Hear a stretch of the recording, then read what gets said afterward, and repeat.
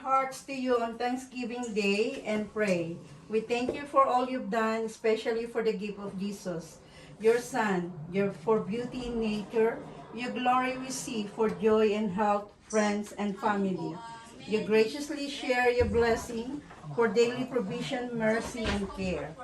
Thank you, Lord, for the food we eat, the air we breathe, and the quiet moments of joy that make up our day. And to respond with genuine thanks. In Jesus' name, amen. Amen. Happy Thanksgiving! Happy Thanksgiving!